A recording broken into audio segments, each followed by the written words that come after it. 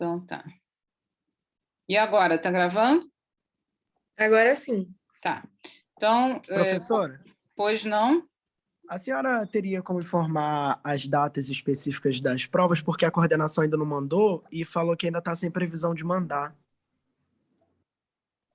Olha só, eu posso, já está com tudo, mas eu tenho que pegar isso daqui em outro local no momento, tá? No final da aula, eu tenho toda a programação, já está tudo marcado, tá? Tá, Tem pode ser tempo no final. ainda, é final de setembro, tá bom? Tem tempo Tá ainda. bom, obrigado. Nada. Professor, boa tarde. Boa Deixa eu te tarde. falar, eu cheguei um pouco atrasado aqui para a hora da presença. Eu ainda consigo passar meu nome?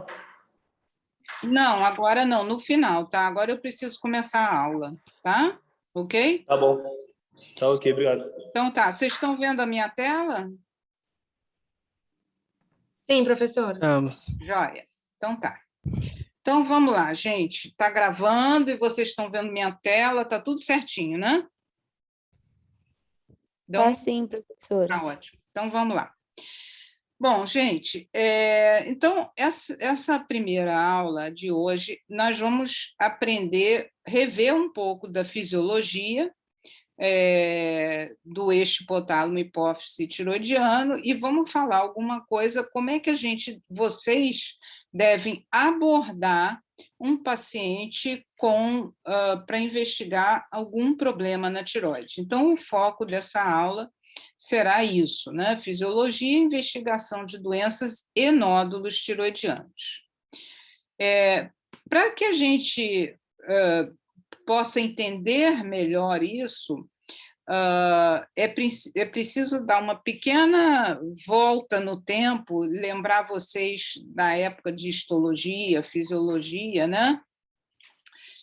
Que a tireoide, a tireoide, né, é uma glândula que ela é constituída de unidades funcionais que são esses folículos tiroidianos. Então, aqui vocês veem um corte escotológico e aqui vocês veem um desenho esquemático. Isso daqui é teoricamente, a mesma coisa, é a mesma coisa.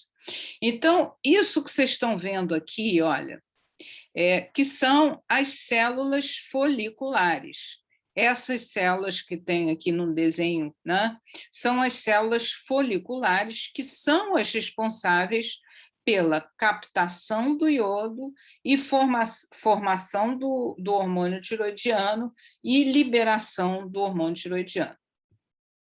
O iodo, depois que ele é captado e ele forma o hormônio tiroidiano, ele fica aqui no coloide.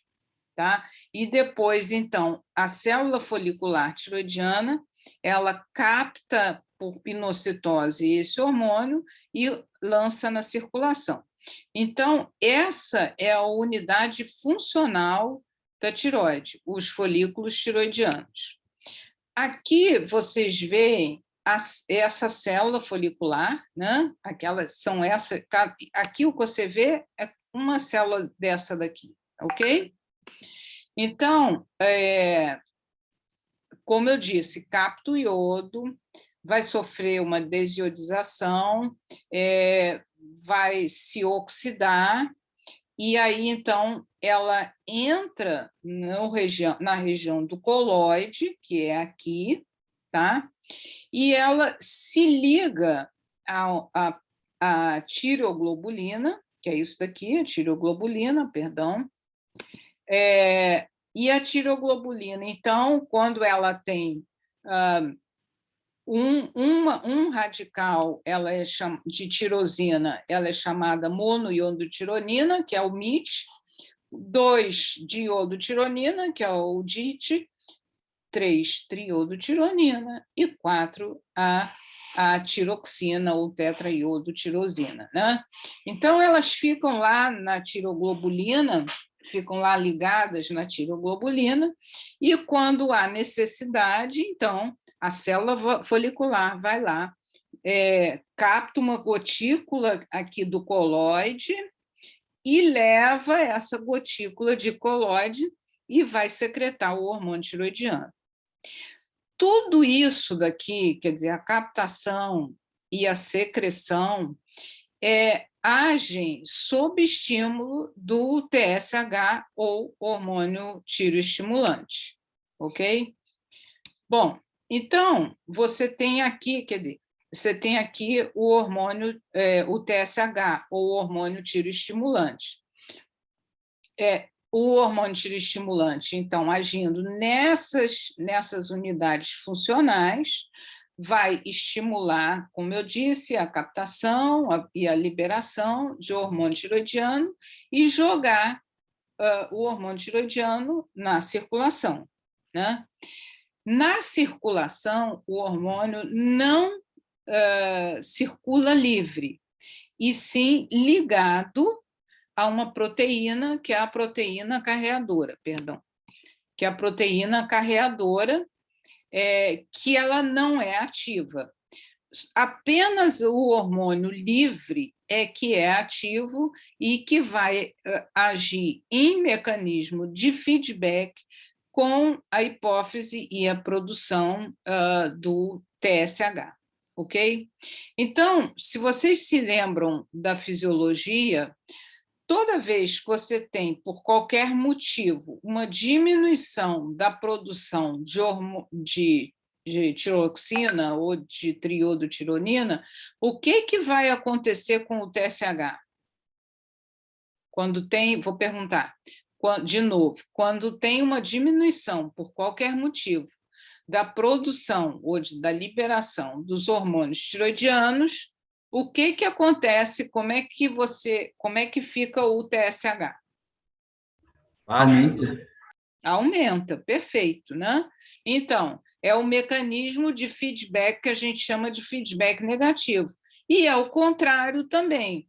Então, quando você tem um aumento da produção dos hormônios tiroidianos, você tem um bloqueio ou uma diminuição da secreção do TSH. E isso vai fazendo esse sistema de retroalimentação, sempre lembrando que quem é responsável por isso é a porção livre do hormônio tiroidiano.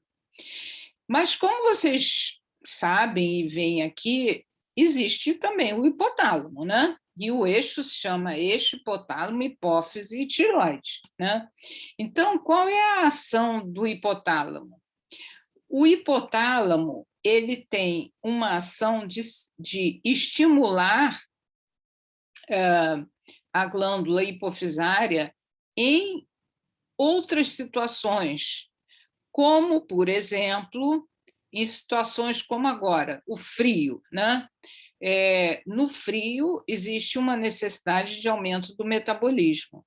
E, então, o hipotálamo é quem estimula a haver uma discreta, claro que ninguém vai entrar em hipertiroidismo, mas é que faz essa sintonia mais fina e perfeita desse eixo hipotálamo, hipófise tiroidiano, tá? Até aí, alguma dúvida?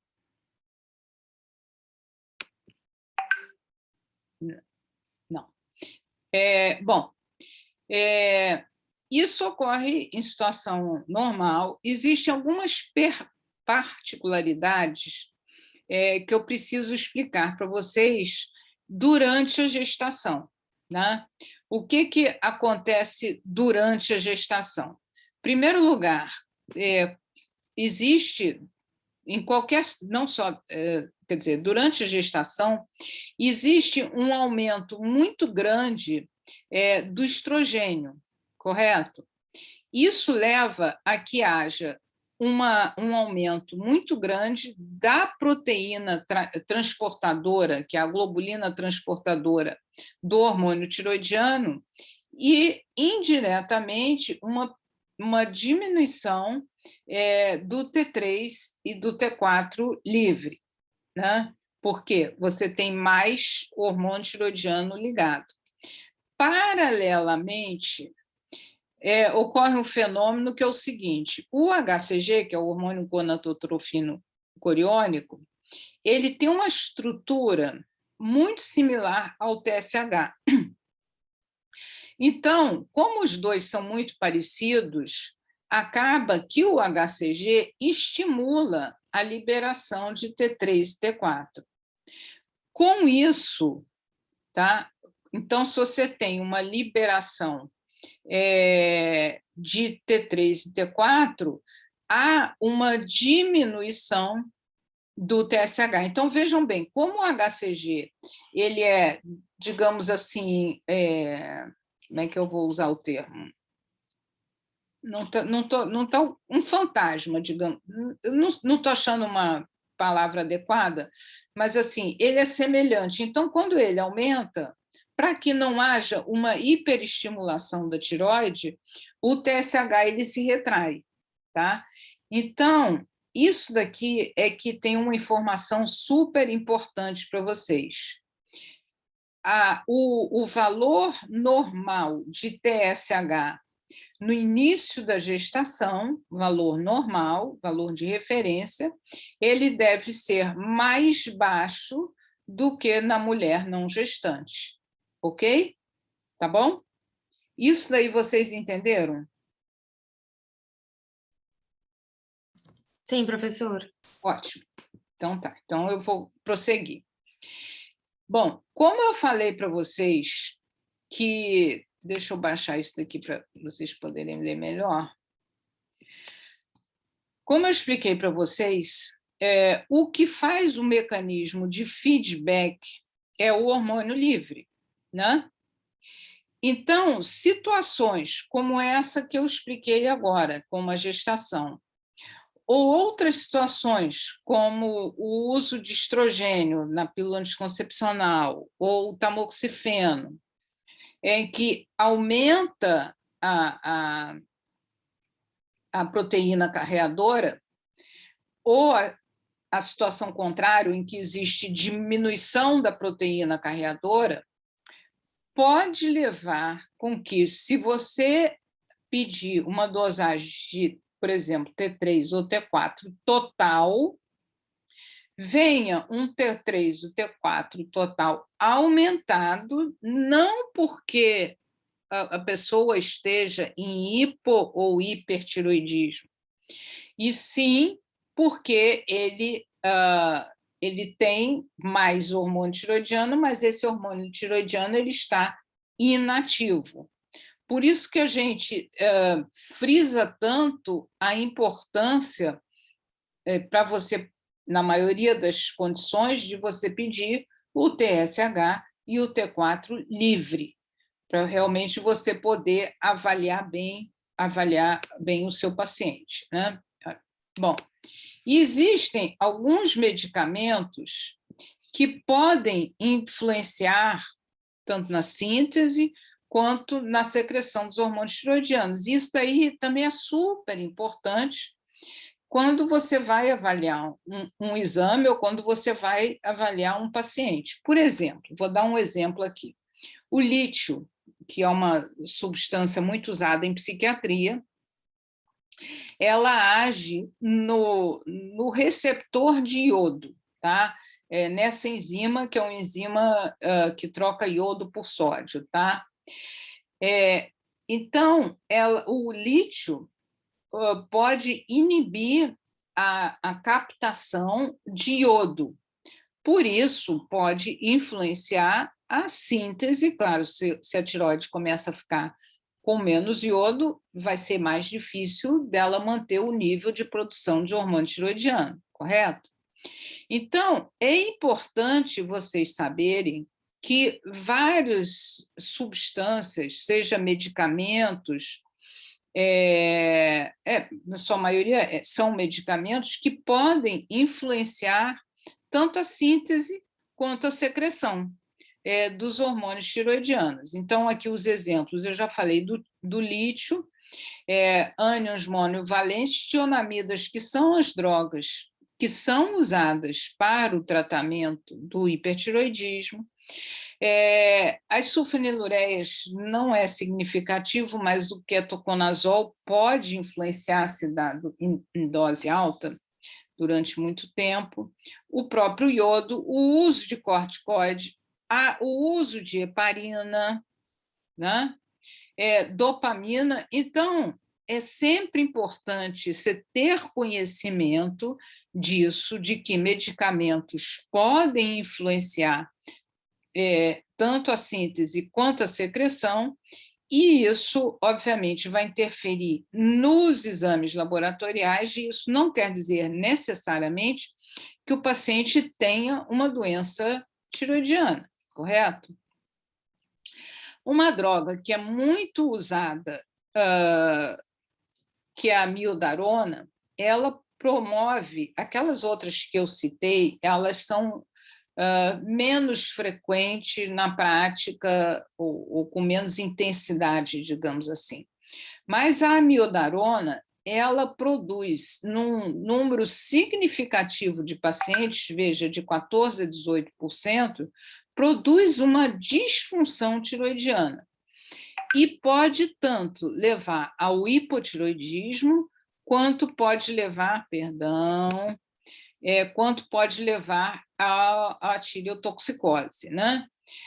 O hipotiroidismo provocado pela amiodarona, você vai ver com mais frequência em áreas suficientes de iodo, que atualmente é a maioria, porque hoje em dia é muito difícil nós termos deficiência de iodo, porque o sal é iodado, né?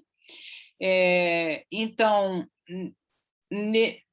nesse caso, como a amiodarona ela é uma droga extremamente rica em iodo, quando o paciente toma iodo e ele já está, digamos assim, saturado, já tem suficiente iodo, isso leva a um bloqueio, assim, como se a tireoide dissesse assim, chega, não aguento mais, tá demais, né? E aí leva ao quadro, pode levar e leva muitas vezes ao quadro de hipotiroidismo, que é chamado de efeito de Wolff-Chaikoff. Em outra situação, que é o caso de em áreas deficientes de iodo, acontece o contrário. Então, a tireoide está lá há muito tempo vivendo lá numa região que quase não tem iodo, e aí ela se torna uma glândula ávida por iodo, né? E aí ela pode levar a um quadro de tireotoxicose, né? Que nós vamos ver em maior detalhe na aula de hipertiroidismo e tireotoxicose. E uma informação super importante nos dias atuais, que é o uso de biotina. Biotina que está presente em muitos polivitamínicos, né? Atualmente, muitas mulheres fazem uso porque é bom para o cabelo, é bom para a unha, né?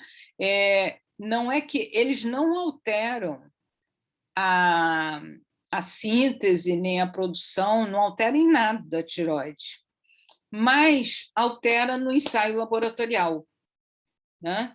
Da interferência no exame laboratorial. Então, o paciente não tem nenhuma alteração de função tiroidiana, no entanto, o laboratório pode fazer um falso problema de tiroidiano. Então, é muito importante estar alerta e ter conhecimento disso, porque senão você pode fazer um diagnóstico errôneo de uma disfunção tiroidiana quando não existe, né? Bom, e quais são as ações desses hormônios tiroidianos? Basicamente, ele aumenta toda a taxa de metabolismo basal. Aumenta o metabolismo de carboidrato, de proteína e de gordura. Aumenta o consumo de oxigênio e aumenta a produção de calor. Então, só lembrando a vocês aquele mecanismo de feedback, se lembra que eu falei para vocês que o hipotálamo agora, de todo mundo nessa onda de frio, deve estar estimulando mais TRH, deve estar liberando mais TRH para produzir mais calor, mas não quer dizer que vocês estejam ou nós estejamos em hipertiroidismo, tá? Mas é apenas uma das ações importantes dos hormônios tiroidianos. No sistema cardiovascular, ele vai aumentar a frequência cardíaca, aumentar o débito cardíaco, o volume sistólico, então você tem no caso de hipertiroidismo, pode ter uma hipertensão principalmente sistólica, e aumenta a contratilidade. Desculpa, tem um erro aí de digitação. Um outro efeito muito importante que a gente observa em várias áreas é o efeito beta-adrenérgico. Então, isso daí ele aumenta o número de receptores beta-adrenérgico. Estimula tanto o crescimento quanto a maturação óssea, o trato gastrointestinal, tanto é que, por exemplo, no quadro de hipertiroidismo, muitas vezes você tem aumento do número de defecações, né? E, ao contrário, no quadro de hipotiroidismo, você costuma ter constipação intestinal. A produção de eritropoietina fica diminuída no hipotiroidismo, e é muito importante para o crescimento e desenvolvimento do sistema nervoso central. Então, assim, em suma, aí eu fiz esse quadrinho daqui, os principais efeitos, né? O que a gente viu foi o mecanismo pelo qual os hormônios tiroidianos agem. Então, quais são os efeitos? Então, efeito no tecido adiposo, tem um efeito catabólico, né? Por isso ele vai ativar a lipólise e a quebra dos triglicerídeos. No osso, tem um efeito anabólico de crescimento e desenvolvimento, também no sistema nervoso central. Em nível gastrointestinal, tem também uma ação metabólica, aumentando a absorção de carboidrato. No coração, se lembra que eu falei a questão do aumento de receptores beta-adrenérgicos, né? Então, você já viu a ação dele no tecido adiposo, e aqui você vê a ação no coração com aumento da ação inotrópica e cronotrópica, né? No fígado, tem um efeito metabólico, aumentando a gluconeogênese e a quebra do glicogênio. Aumenta o metabolismo do colesterol e a produção dos receptores de LDL. E no músculo também ele tem um efeito catabólico, levando a perda de massa muscular. Tá? Eu acho que cobriu aqui. Tá?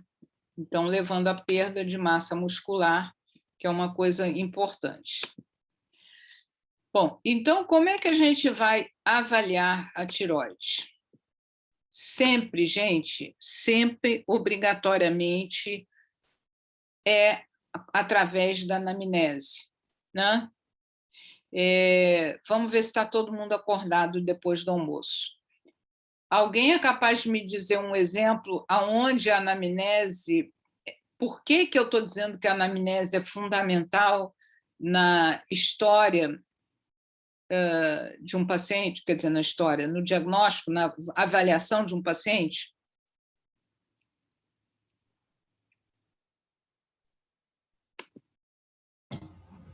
Porque a idade pode influenciar o sexo da pessoa. Sim, isso vai... Tá, isso é uma das causas, mas que mais? Poderia ser até a queixa principal, por exemplo, em relação já a um excesso de fome, irritabilidade, ou pode ser um ganho de peso, algo do tipo? Não, aí vocês estão vendo, quer dizer, não está errado, tá? Mas o que você está dizendo para ver se realmente o paciente tem sinais e sintomas compatíveis com a tua hipótese, né? Então, se você imagina que o paciente, sei lá, tem hipotiroidismo, você vai direcionar a tua anamnese para os sinais e sintomas de hipotiroidismo, correto? Tá? Mas o que eu estava dizendo para vocês e que eu perguntei para vocês é o seguinte, quer dizer, na anamnese, você vai ver se o paciente estava usando alguma droga, né? Se tem história familiar, e realmente também saber se tem os sinais e sintomas, porque realmente, se você for simplesmente se basear nos exames, não é possível você fazer um diagnóstico correto por tudo isso que eu tentei explicar para vocês, que é a questão de substâncias, drogas que interferem tanto na captação quanto na liberação do hormônio tiroidiano, né? Tá? Então, a anamnese é super importante. Ninguém pode dizer que o paciente não tem nada ou que tem alguma coisa baseado apenas no exame laboratorial.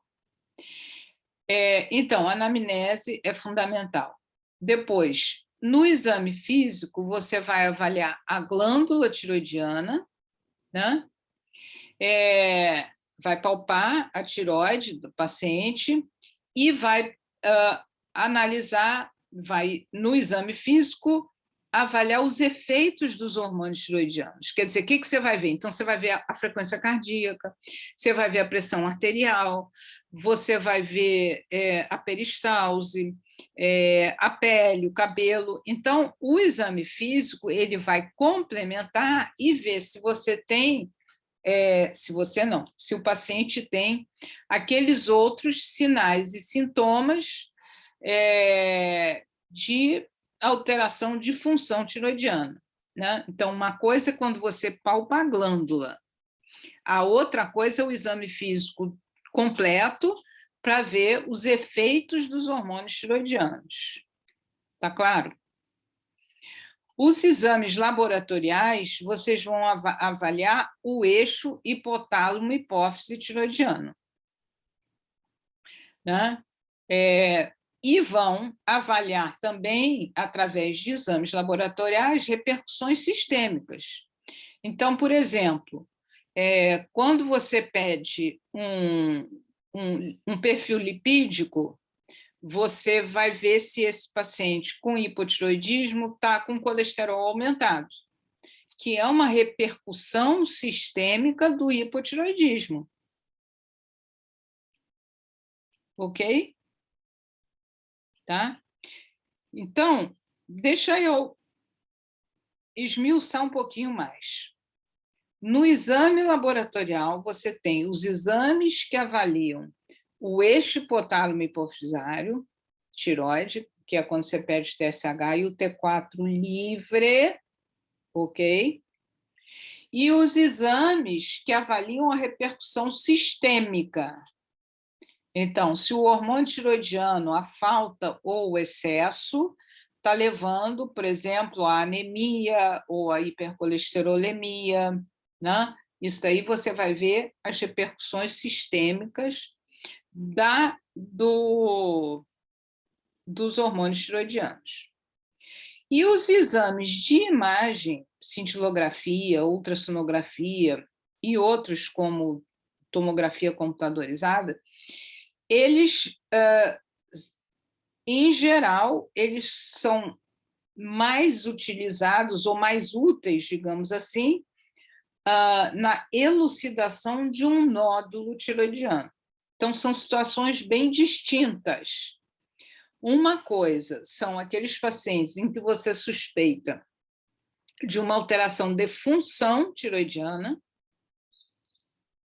e outra coisa são aqueles pacientes que você não está suspeitando ou sabe que o paciente não tem alteração do funcionamento da tireoide, no entanto, você quer investigar um nódulo.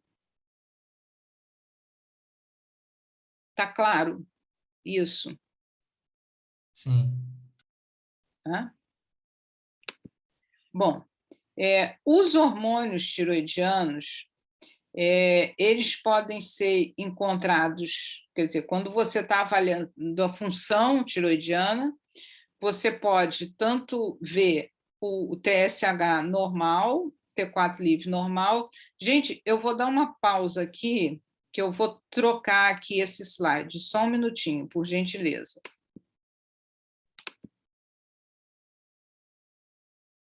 É que eu subi. Não está gravando. Ah, voltou. Voltou? Ótimo, tá? É porque eu tinha esse slide daqui que é melhor. Desculpa. Então, vamos voltar aqui à história dos hormônios tiroidianos. Quando você pede TSH, T4 livre, eu sei que assim aqui pode parecer confuso, mas vocês vão ver que é bem simplesinho, tá? Acompanhem comigo. FT4 ou FT3 é free thyroxine ou free T3, quer dizer, T3 ou T4 livre, e o TSH, vocês sabem o que é, né? Então, TSH diminuído e um T4 livre e T3 aumentado, vocês sabem que pode significar hipertiroidismo, correto? Tá? Ok? Doença de Graves. Mas também pode ser um bócio multinodular tóxico, pode ser um adenoma tóxico, que é o que tem o sinônimo de doença de Plummer, pode ser simplesmente porque a paciente estava tomando biotina e interferiu no exame laboratorial, pode ser uma tirotoxicose tipo 1 ou 2 por amiodarona. Então, assim, aqui estão exemplos de situações que podem levar, ou que levam, ao TSH suprimido com T3 e T4 livre aumentado, né? E aqui a gente vê a situação, por exemplo, contrária. Quando você tem um TSH aumentado e um T3 e T4 livre diminuído. Então, o que isso significa? Significa que pode significar um hipotiroidismo primário, mas raciocinem aqui comigo. Também não pode ser que o paciente tenha, por exemplo, uma tiroidite, tá? Uma tiroidite subaguda, que é viral, né? Então, a tiroide está sendo destruída por essa tiroidite, e aí você vai ter um T3, um T4 baixo e um TSH alto, né? Ou também pode ser por amiodarona, por lítio, tionamidas, enfim. Então, aqui eu só vou falar mais esse exemplo daqui, que é um exemplo importante. Então, situações em que você encontra o TSH normal ou aumentado, com um T3 e um T4 livres aumentados. Gente, veja bem, a hipófise não faz um mecanismo regulatório com os hormônios tiroidianos, não faz aquele mecanismo de feedback, não é aquela como se fosse uma balança, quando um diminui, o outro aumenta e vice-versa? Se você está tendo os hormônios tiroidianos livres aumentados e o TSH não está suprimido, alguma coisa está errada. E aí pode ser, por exemplo, um tumor hipofisário produtor de TSH, que é o tirotropinoma, né? Tá? Então, eu acho que assim, esse slide daqui, ele é bastante ilustrativo e no sentido de mostrar para vocês as várias opções que você pode encontrar e o que pode levar a essa alteração que você encontrou, né? Tem uma coisa que eu acho assim que é muito importante vocês gravarem, tá? O TSH, ele é um hormônio extremamente sensível, tá? Há pequenas flutuações do hormônio tiroidiano. Então, mesmo pequenas alterações para baixo quer dizer, tanto para baixo quanto para cima, tá? Pequenas alterações nos níveis de hormônio tiroidiano circulante, o primeiro lugar em que você vai poder diagnosticar isso é através do TSH, né? Tá? Ele é realmente assim, é um termômetro extremamente sensível, ok? Bom, um outro exame que vocês com certeza já conhecem, já viram, já ouviram falar, quer dizer, não é hormônio, que é um exame que é muito pedido, são os anticorpos antitiroidianos. Agora, quando você pede os anticorpos, você está pensando numa doença autoimune, claro. Mas vejam bem, o anti-TPO, por exemplo, né, ele pode estar presente em até 27% da população geral. Então, ele não é nada, assim, digamos, específico, não é diagnóstico, né? Então, o fato de ter um anti-TPO positivo isolado, sem que você tenha uma história, um exame físico, tá? Pode não significar absolutamente nada, tá? Porque ele pode, de 8% a 27% da população tem um anti-TPO positivo presente. Já o TRAB, que está aqui, que é o anticorpo estimulador de receptor da tireoide, ele praticamente só é observado na doença de Graves. Pode ser achado também na tireoidite Hashimoto, mas você vê que na população em geral, ou mesmo nos parentes de paciente com doença tiroidiana autoimune, ele não se encontra presente. Então, o TRAB é um exame diagnóstico compatível com doença autoimune tiroidiana. Já o anti-TPO ou a antitireoglobulina, eles podem servir no auxílio do diagnóstico quando você está investigando a etiologia. Então, você diagnosticou, meu paciente tem, por exemplo, hipertiroidismo, eu quero ver se é por doença de Graves, você vai pedir um TRAB, é positivo, é doença de Graves. Agora, simplesmente aquilo que às vezes a gente vê, sair pedindo aleatoriamente TSH, T4, anti-TPO e ter um anti-TPO positivo, pode não significar nada, porque o paciente pode não ser paciente, não ter doença, né? Tá? Bom, professora, pois não. se no caso... Nome, desculpa. Wendy. Isso. No caso, se a pessoa ela tiver a tireoidite de Hashimoto e tiver o anti-TPO positivo, mesmo assim, ele pode não ser por causa disso? Não. Por causa dessa porcentagem ou não? Não, você disse uma pessoa que tem hipotiroidismo, Wendy. Isso mesmo. Falei errado, é isso mesmo. Uma pessoa que tem hipotiroidismo e tem anti-TPO positivo, a causa é tireoidite Hashimoto. Não tem... se ela tem hipotiroidismo e anti-TPO positivo, tem tireoidite Hashimoto. Eu não sei se eu entendi direito a pergunta, Wendy.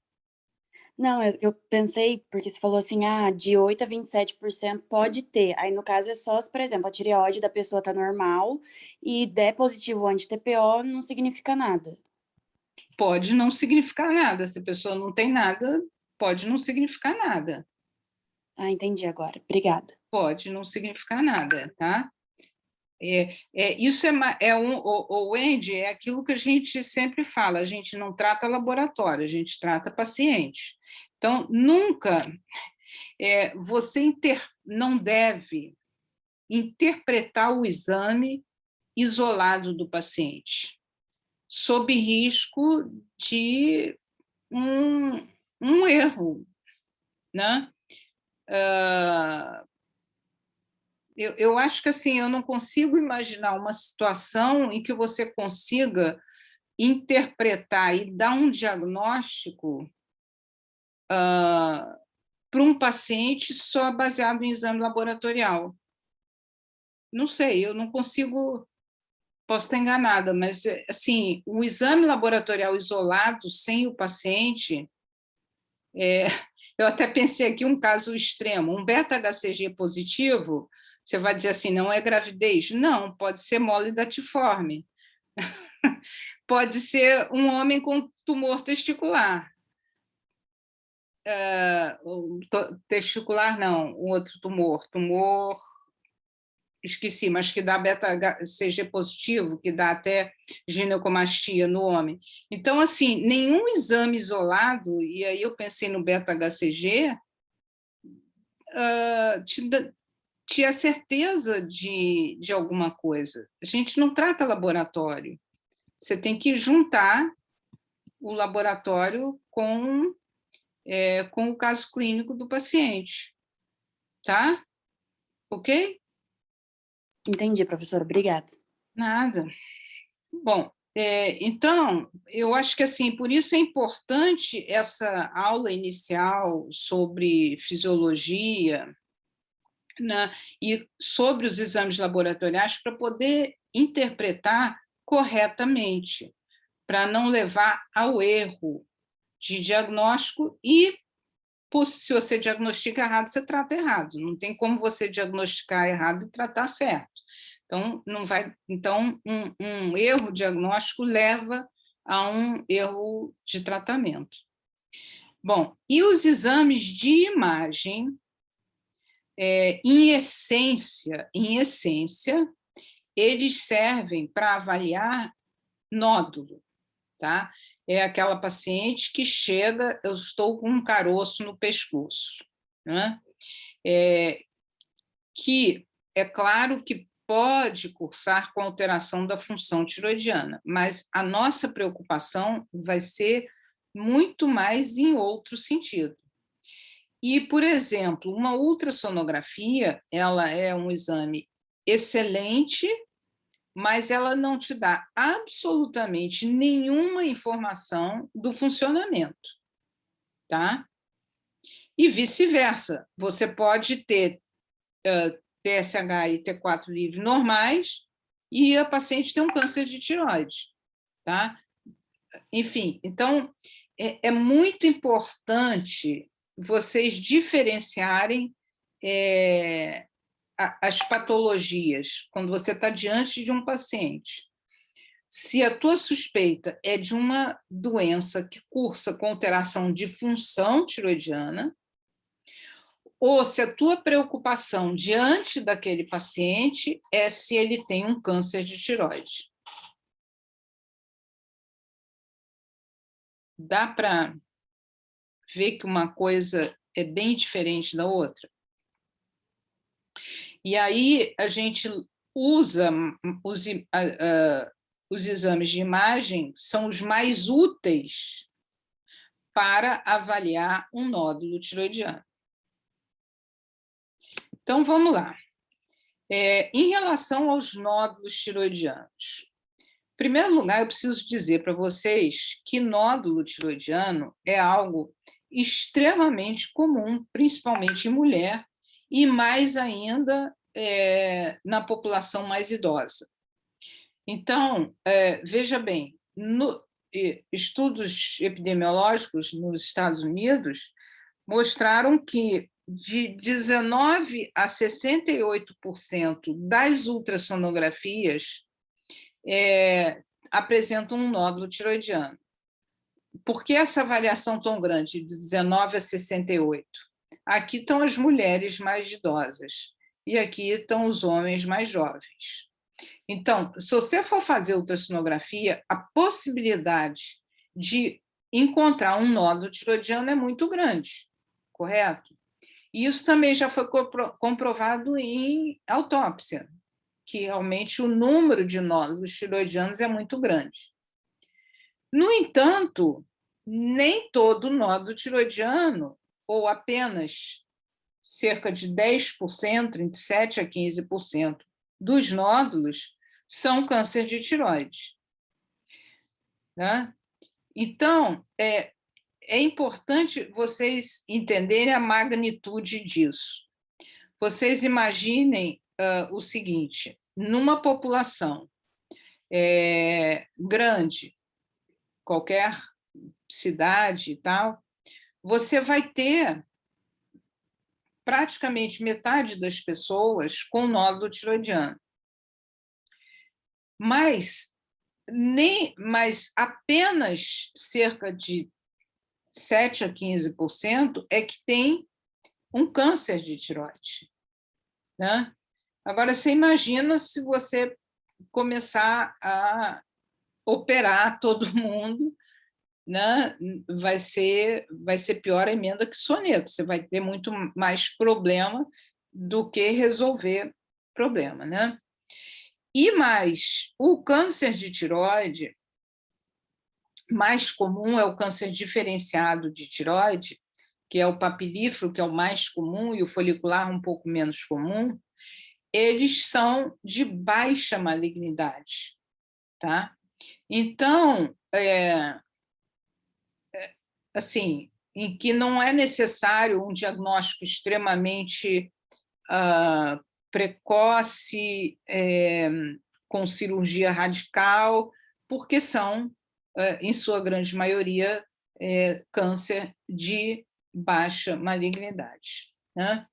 E quando você está diante de um paciente com um nódulo tiroidiano, a maior preocupação é descartar o câncer de tireoide. Então, o teu foco vai ser tranquilizar o teu paciente, a família dele, tudo.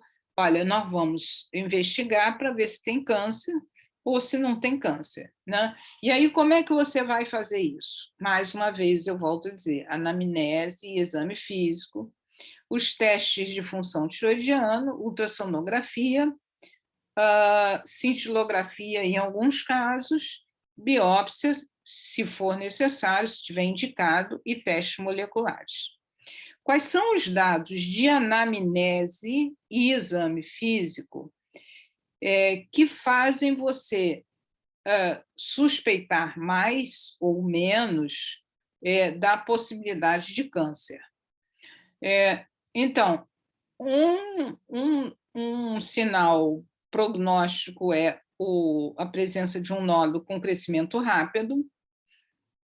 Eu esqueci de botar nesse slide aqui história de radioterapia no pescoço, tá? E a presença de sintomas compressivos. Perdão. E no exame físico. Então, vocês vejam que até a história é super importante. E no exame físico, quando você palpa o nódulo, se ele é muito duro, faz você suspeitar mais ainda. Se ele tiver aderido aos planos profundos, se for pouco móvel, se tiver... Pois não? A vascularização do nódulo é sugestivo de malignidade? Quem está falando? Jerônimo. Jerônimo. Olha Jerônimo. só. Isso daí a gente vai ver. Aguenta só um pouquinho quando a gente falar de ultrassom, tá bom? Porque eu estou falando. No exame físico não dá para você palpar, na palpação, você sentir a circulação intranódulo, tá certo? Eu ainda estou no exame físico. Tá legal? Tá ok, obrigado. Pode ouvir Fremito, alguma coisa assim? Alguém falou o quê? Ouvir Fremito com esteto, alguma coisa assim? Olha, o frêmito com esteto foi muito bom você ter falado. Isso daí a gente ouve, mas a gente ouve isso daí no bócio difuso tóxico na doença de Graves. É muito, assim, praticamente patognomônico. Mas aí, quem comentou isso? Mas aí você tem um bócio difuso tóxico, que é a doença de Graves. Aí, realmente, você coloca o esteto e você você sente, aliás, o frêmito você sente, né? E você ouve o sopro.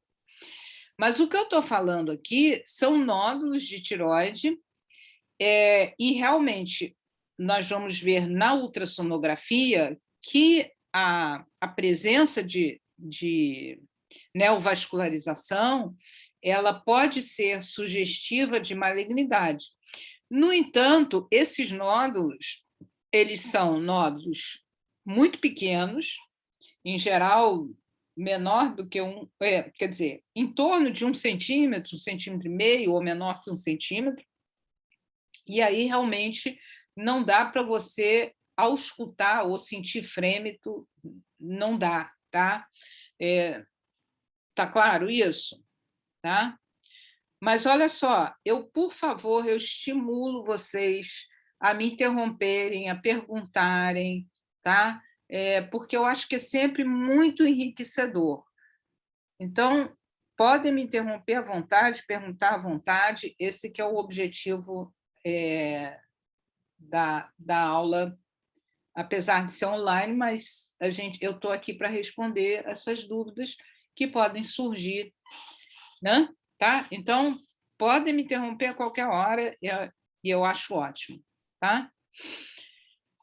Bom, então, os sinais suspeitos de malignidade, fator de risco, então, é a consistência do nódulo, se ele está aderido, se é pouco móvel, se há presença de linfonodos, né? E se tem paralisia de corda vocal. Então, esses sinais e sintomas já são mais sugestivos de malignidade. Então, você colhe a anamnese, o crescimento do nódulo, se tem história familiar, se tem radiação, e vai para o exame físico, e você vai buscar esses sinais no exame físico. E aí você vai complementar a tua investigação, quer dizer, continuar a tua investigação, está aí em vermelho, todo paciente com nódulo tiroidiano, todo paciente com nódulo tiroidiano, você precisa, é obrigado, você tem que, deixa eu ver se eu acho mais um sinônimo, pedir TSH. Então, todo paciente com nódulo tiroidiano, ele precisa ser precisa ser solicitado um exame de TSH. Independente de ter sinais ou sintomas, ele tem um nódulo, ele precisa. Por que que é importante? Porque se tiver um TSH diminuído, né, significa que esse nódulo ele está funcionante, tá? E ele está autônomo, ele está funcionante. E isso praticamente afasta ou invalida a hipótese, é um forte dado contra o diagnóstico de câncer de tireoide. Então, se você chegou a uma paciente preocupada porque está com um nódulo no pescoço, você fez a anamnese, fez o exame físico, próximo passo, pedir o TSH. Né? Se o TSH vier normal ou aumentado, você vai continuar na investigação. Mas se o TSH tiver suprimido ou diminuído, já sugere que esse nódulo é um nódulo funcionante, é um nódulo que tem autonomia, né? Então, você já pode tranquilizar a paciente de que provavelmente ela não tem um câncer de tireoide. O anti-TPO é um exame opcional e a dosagem de calcitonina é um exame que só é indicado em paciente que tem história familiar de carcinoma medular de tireoide ou de neoplasia endócrina múltipla tipo 2, porque é um câncer muito raro. Então, não se justifica ficar pedindo para todo mundo a calcitonina. A medicina nuclear, que pode ser usada, e muitas vezes nós precisamos usar, como, por exemplo, no caso de você pegou uma paciente que tem um nódulo tiroidiano, e esse nódulo, quer dizer, você pediu TSH e veio o TSH diminuído. Então, a tua principal hipótese é que esse nódulo seja um nódulo hiperfuncionante. Aí, nesse caso, você vai pedir uma cintilografia tiroidiana e, para a tua informação, o que dá melhor imagem, é o tecnésio.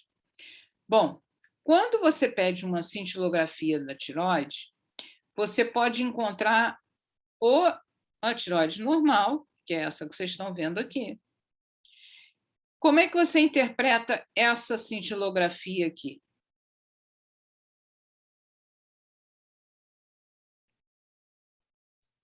Hiperfuncionante? Hiperfuncionante, perfeito. Hiperfuncionante, né? Você vê que ela está captando muito. Opa, ai, meu Deus do céu, não sei por que está andando sozinho. E aqui você tem um bócio multinodular, tá certo? Tá? Parece uma penca de uva, muitos nódulos. E isso daqui é um nódulo hiperfuncionante. Então, o que você visualiza? O nódulo e observa que o restante da glândula está apagando, né? Isso significa que só esse nódulo é que está trabalhando e o restante da glândula está lá descansando, porque o nódulo está trabalhando por toda a tireoide, digamos assim, tá? E isso daqui é um caso de uma tiroidite em que não há captação, porque essa glândula foi destruída por um processo viral, autoimune, o que for, e aí você não tem captação. Então, são essas as imagens que você pode encontrar na cintilografia, né? E, obviamente, daí você já deduz quando você vai achar importante pedir uma cintilografia da tireoide, né? Bom, então, voltando à investigação do nódulo da tireoide. Então, primeiro, história, anamnese, exame físico. Depois, TSH. Estou repetindo, né? Depois, então, quando você tem um TSH que não foi suprimido, o TSH normal ou alto, e aí você vai pedir uma ultrassonografia de tireoide, né? Quando você tem o TSH diminuído ou suprimido, que é a situação em que você vai pedir a cintilografia, porque para você ver se realmente é um nódulo hipercaptante, e se for um nódulo hipercaptante, não há necessidade de fazer a punção aspirativa com agulha fina, né? Agora, se o TSH estiver normal ou alto, aí você vai considerar o tamanho do nódulo, as características na ultrassonografia, tá?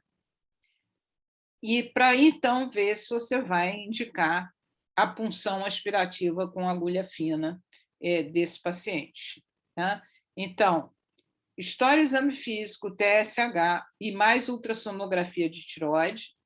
Vamos caminhar por aqui, TSH normal ou mesmo elevado. Você vai considerar como é que está a imagem da ultrassonografia, o tamanho do nódulo, e aí, diante de todos esses dados, vai encaminhar ou não o paciente para a PAF, né? E uma coisa que eu quero... Fala, alguém ia falar alguma coisa? Então, se você tiver, por exemplo, a tireoide lá B, não, desculpa, a D, que é um nódulo quente, você praticamente descarta, tipo, doença de Graves, você acha que é um nódulo? Você acha que é... Sim, se você tem um nódulo, você praticamente descarta a doença de Graves. Trata-se de um bócio nodular tóxico. Entendi. Obrigado. Tá? Doença de Plummer, tá? E não vai nem pensar em fazer uma PAF. Nem pensa, tá? Bom, então, você pediu uma ultrassonografia.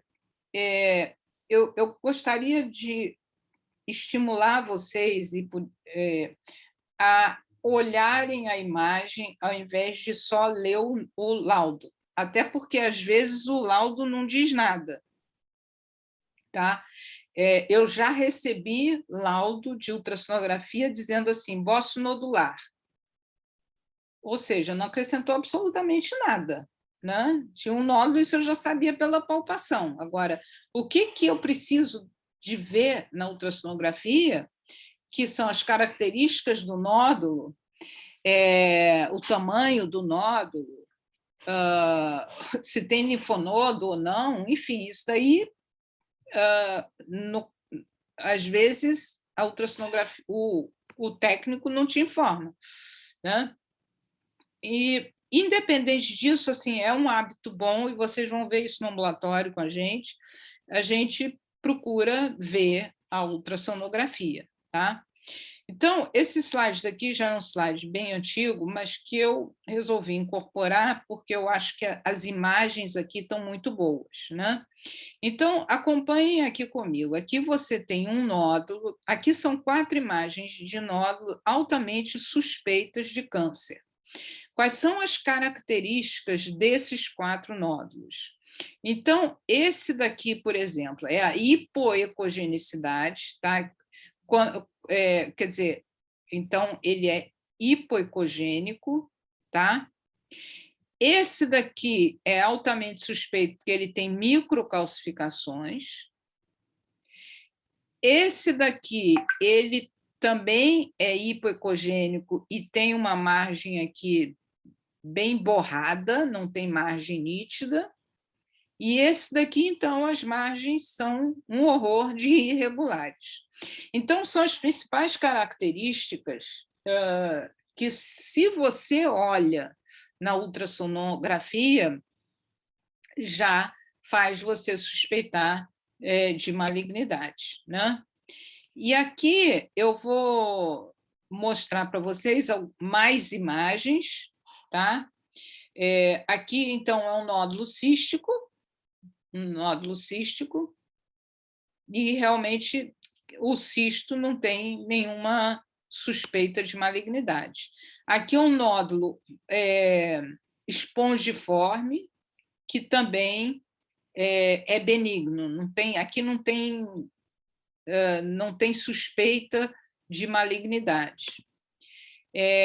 Aqui já é um nódulo que tem um baixo risco de malignidade. E por quê? Porque ele já é um pouco mais hiperecóico e ele tem uma forma aqui mais ovalada. Né? Então, isso daí já aumenta um pouco o risco, mas veja que o risco é de 2% a 4% naquele nódulo. Tá? Esse daqui também é um risco baixo, né? É um nódulo que eu diria que apesar de não ter margens definidas, mas ele lembra muito aquele nódulo espongiforme, né? Ele lembra muito o nódulo espongiforme. Também não tem nenhuma característica, se lembrem bem, aquela coisa de microcalcificação, muito hipercóico, não tem. Agora, vamos lá, risco intermediário. Né? Esse nódulo é mais hipoecóico, tem aquela forma oval, isso daí é uma coisa que a gente não gosta muito, a forma oval.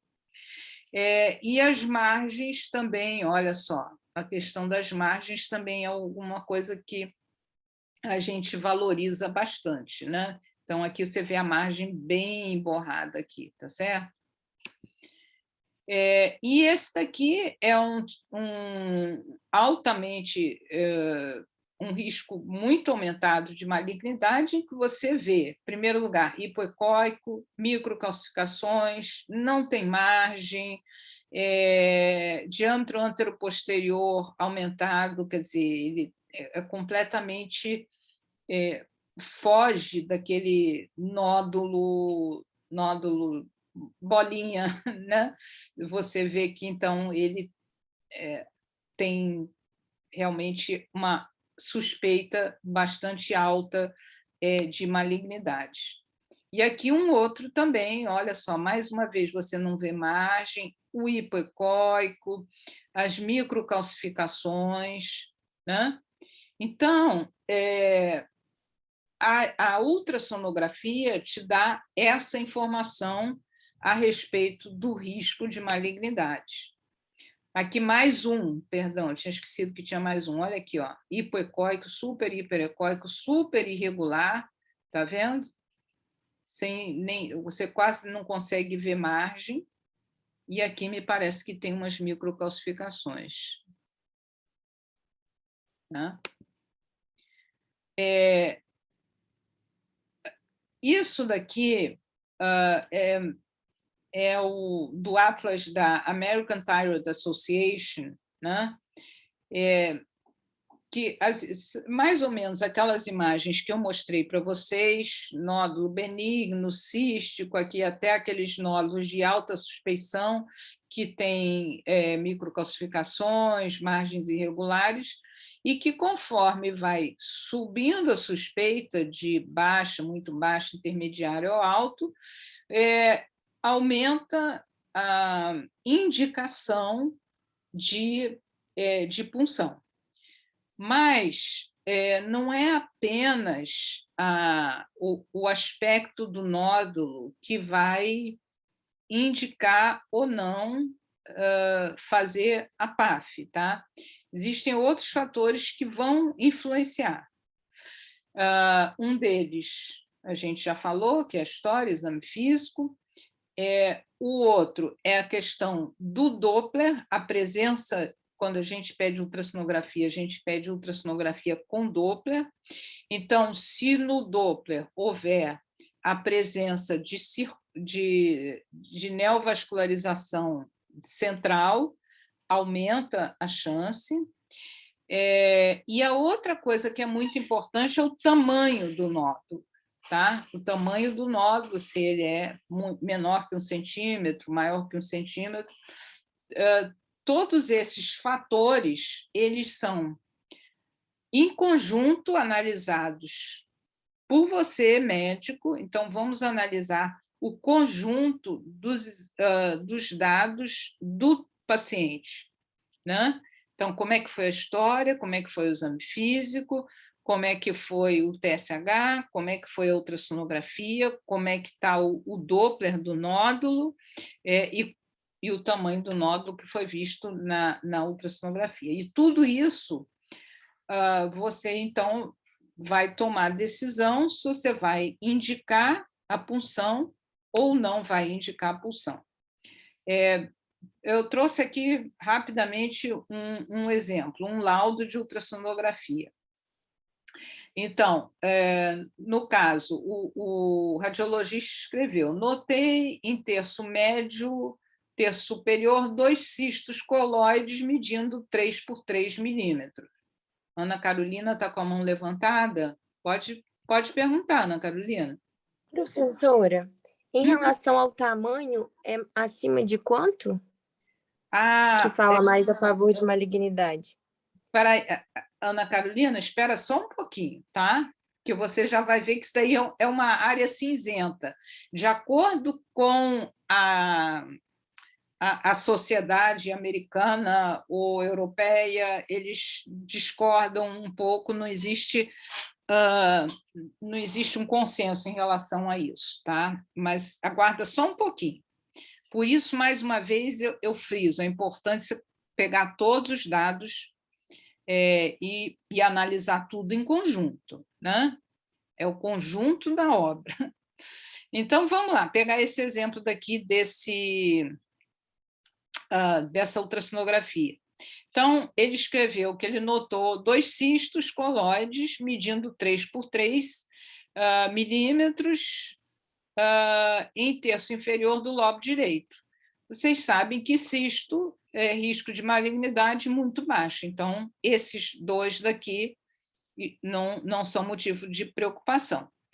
E aí tem um nódulo misto, né, quer dizer, cístico e sólido, com fino halo, quer dizer, tem as margens bem definidas, sem microcalcificação, medindo 11/8, sem vascularização ao Doppler.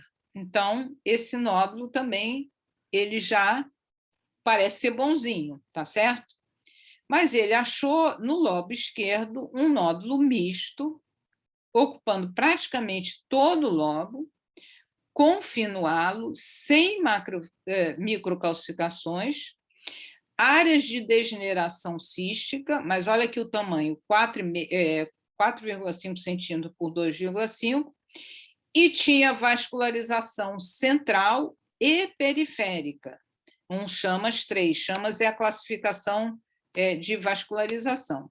Então, esse daqui era um nódulo benigno, esse daqui era um nódulo de suspeita muito baixa, e esse daqui já ficou em cima do muro, numa zona assim mais... E aí aquilo que a Ana Carolina perguntou, em relação ao tamanho do nódulo. Aqui é a tua resposta, Ana Carolina. Se você for seguir a recomendação da ATA, que é a American Thyroid Association, tá? No caso dele, que é suspeita baixa de malignidade, deveria puncionar todo o nódulo que tem mais que 1,5 centímetro. Então, estaria indicado você puncionar esse nódulo, ok? Tá? Isso daqui eu trouxe para mostrar para vocês o seguinte: existe também da European Thyroid Association, que é o ETA, né? Em que ele vai indicar, no caso dele, no caso daquela paciente, indicaria, no caso que tivesse também mais do que 1,5 milímetro, tá? E existe o da American College of Radiology, né, que tem uma outra forma de pontuação, em que vai ver a composição, a ecogenicidade, a forma, que eu falei tanto para vocês, se é redondinho ou se é ovalada, as margens, e se tem foco ecogênico, né? Então, e aí ele atribui o American College of Radiology, então, atribui pontuação, 0 pontos, 2 pontos, 3 pontos, e aí, de acordo com cada um, e aí, olha aqui aquela coisa que a Ana Carolina perguntou, do tamanho. Então, por exemplo, um que tenha 3 pontos, eles indicam punção se tiver mais que 2,5 centímetros, mas se tiver mais do que 1,5 centímetros, só acompanhar. Então, existe não existe consenso entre os autores, tá? E aqui eu não estou falando entre os autores, o grupo, sei lá, de um hospital Mayo Clinic e de Harvard. Não, eu estou falando de grupos grandes que estudam tireoide, seja americana, europeia, coreana, canadense, assim, e são estudos, todos eles feitos com um número de pacientes muito grandes para poder chegar a esse consenso, né? E, mesmo assim, não chegaram a um consenso, porque você vê que tem várias classificações. Então, mais uma vez, Ana Carolina, a tua pergunta, olha só, ACE, que é a American College of Clinical Endocrinologists, tem um tamanho de nódulo, ATA outro tamanho, e o American College of Radiology tem outro. Então, assim, isso que você me perguntou não tem resposta, tá? Nem entre os maiores especialistas.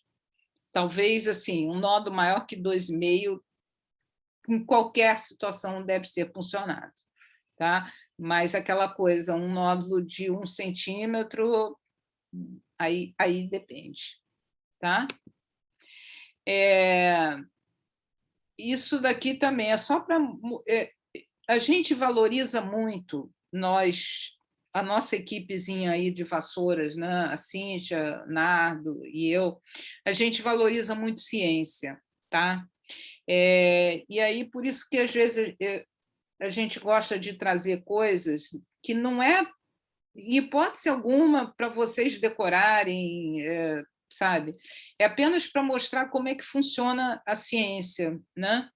Então, por exemplo, isso daqui foi um estudo que saiu agora, recentemente, em abril desse ano, um grupo que estudou 1.143 nódulos num período grande, eu acho que 10 anos, com mais de 1 centímetro, e viu as características ultrassonográficas e analisou de acordo com ATA, EMA, ACE, enfim, várias diretrizes.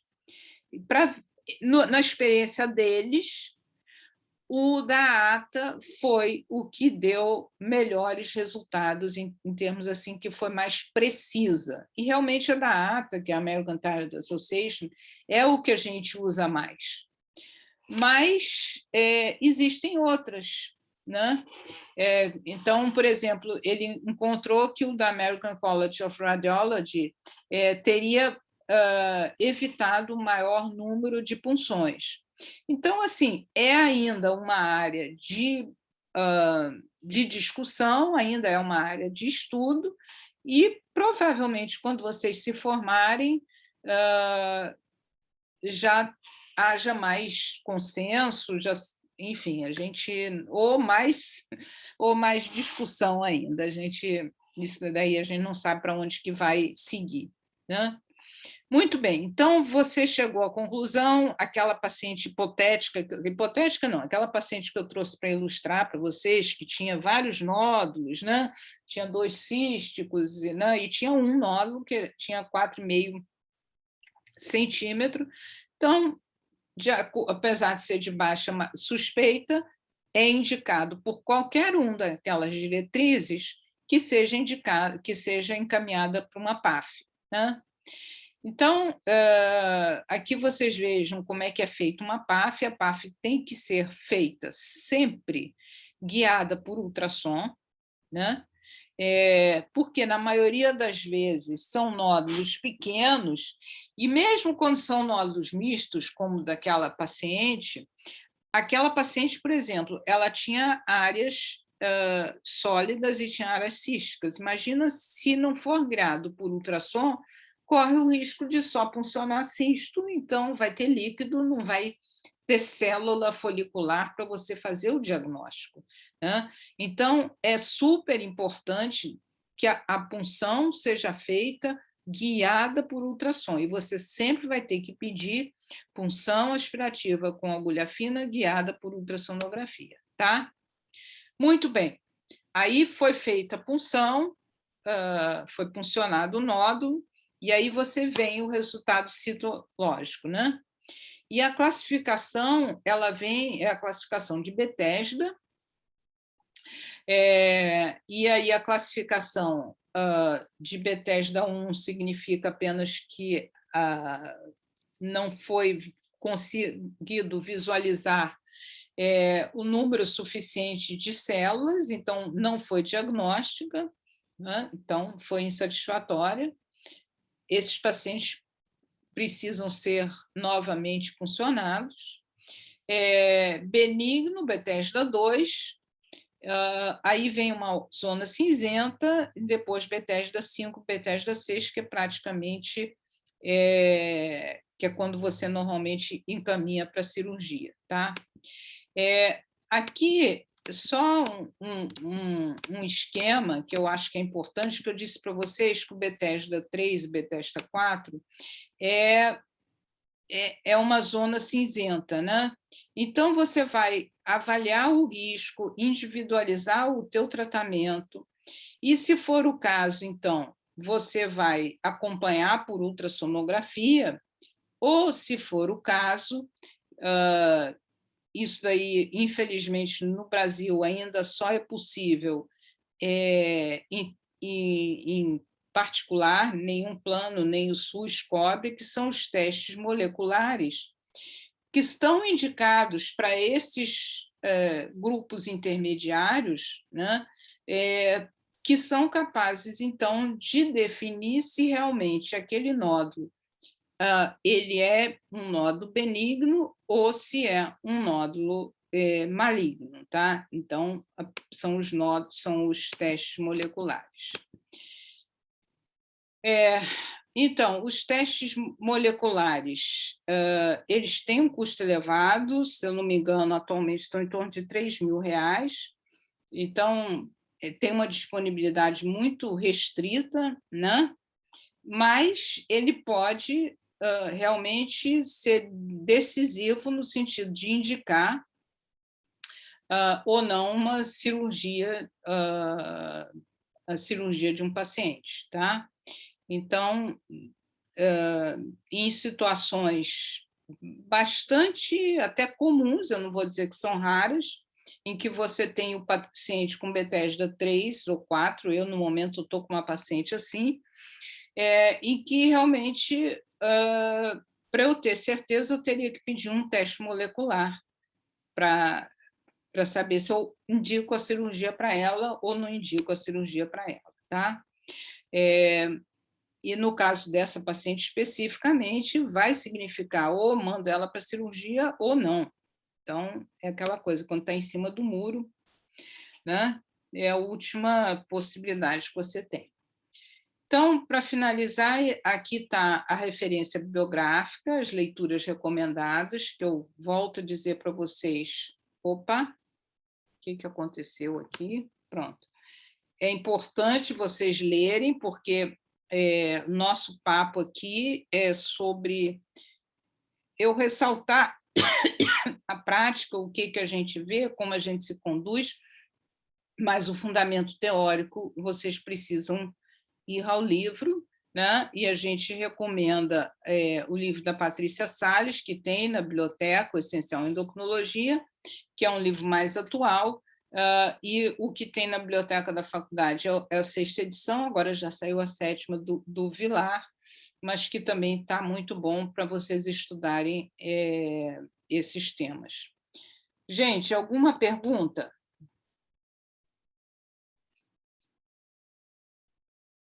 Silêncio. Enquanto não, professor. Não. Certo, professora. Mas, então, eu vou interromper a gravação, tá? Porque a aula